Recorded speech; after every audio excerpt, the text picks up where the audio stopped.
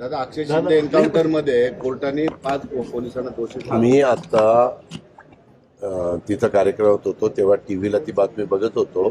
मी त्याच्या संदर्भात आता मुंबईलाच चाललो. मुंबईला गेल्यानंतर होम सचिवांशी आणि बाकीच्या सरकारांशी बोलील किंवा काय नक्की झालं, कारण न्यायव्यवस्था ही न्यायव्यवस्था आहे. त्यांनी चौकशी केली, त्यांनी काय केलं तर त्याच्याबद्दल त्यांना जे काही अंतिम चित्र दिसतं ते त्यांचं स्पष्ट करतील. मला त्याबद्दल टीव्हीच्याच चॅनलवर पाहिलेलं आहे. मी बाकीची माहिती घेऊन त्याबद्दलचं स्पष्ट मत देऊ इच्छितो.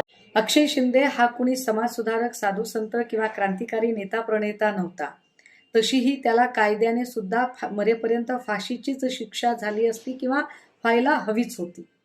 मात्र ही शिक्षा देण्यासाठी आपल्याकडे कायदा आहे, न्यायालय आहे, पोलीस यंत्रणा आहे.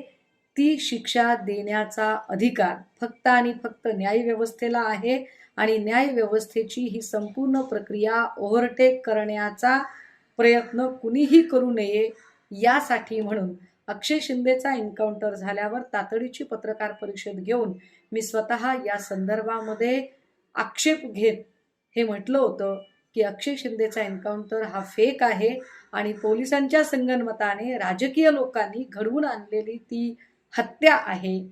आत्ता ऑनरेबल कोर्टच्या समोर न्यायालयीन चौकशी समितीने सादर केलेल्या अहवालानुसार अक्षय शिंदेला ज्या बंदुकीतून गोळी झाडली त्या बंदुकीवर अक्षय शिंदेच्या हाताचे बोटाचे ठसेच आढळून आले नाहीत असं फॉरेन्सिक अहवाल सांगतो. याचा स्पष्ट अर्थ आहे की अक्षय शिंदेला गोळी घालताना अजून कुणाला तरी वाचवण्यासाठी, स्वतःचा नाकर्तेपणा झाकण्यासाठी आणि स्वतःची काळवंडलेली इमेज उजळून घेण्यासाठी जाणीवपूर्वक सत्ताधाऱ्यांनी पोलिसांच्या संगनमताने अक्षय शिंदेचा खून केला.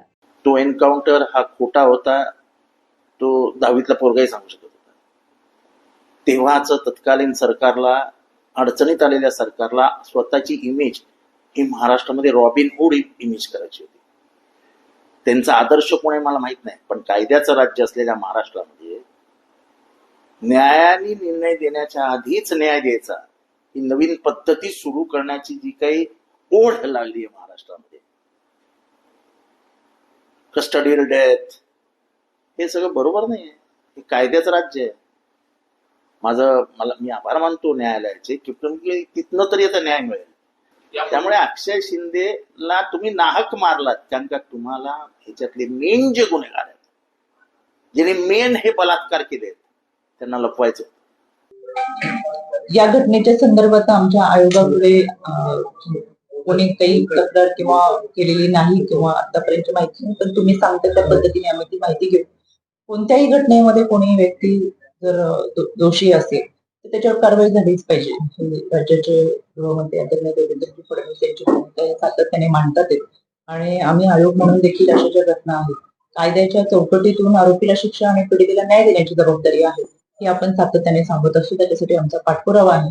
आपल्या माध्यमातून अशा काही घटना आमच्यापर्यंत पोहोचत असते तर निश्चितपणे आम्ही त्यांच्यावरती कारवाई करण्याच्या सूचना देऊ.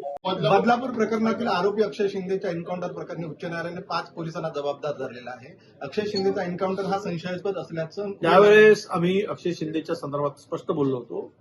हा एन्काउंटर नाही, हा त्याचा खून आहे. पुरावे नष्ट करण्यासाठी आणि ज्यांना ज्या मूळ त्याच्यातील ज्या काही आरोपींना काही आहेत, सहआरोपी त्यांना वाचवण्यासाठी अक्षय शिंदेचा हा खून केला गेला होता. त्यावेळीची आमची भूमिका होती.